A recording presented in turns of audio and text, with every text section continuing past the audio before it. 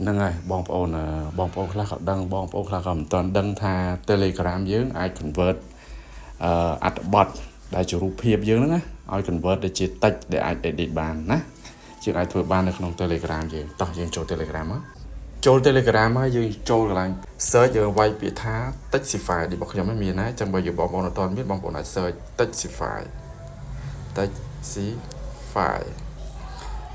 មកនេះបងប្អូននេះយកកន្លែង Textify image to text ហ្នឹងមកយើង click មកអូខេបន្តមកទៀតយើង import នេះយើង import ទៅលើរូបដែលយើងចង់ convert ទៅជា text ណាយើងចុចលើសញ្ញាចូលខ្ទាស់ហ្នឹងមកយកអត្ថបទមួយនេះចុះអូខេហើយយកអត្ថបទមួយនេះយើងចុចអត្ថបទហ្នឹងមកបន្តមកយើងចុចសញ្ញា Q នេះសញ្ញា send នេះឡើយវាកំពុងតែ process ទៅជា text ហើយចាំតិចទៅពេលដែលវា process ចប់វានឹងចេញ text ឲ្យយើងហើយយើងអាច copy ទៅដាក់ក្នុង note ក៏បានទៅដាក់ក្នុងWord ក៏បានស្អីតែយើងណាបងប្អូនហ្នឹងហើយគឺយើងអាច copy ចេញមកនេះយើងចុច copy មកបន្តមកទៀតយើងបើក note មកបើក note ហើយយើងអាចផាសក្នុង note ហ្នឹងមកនេះឃើញទេបងប្អូនផាសមកអូ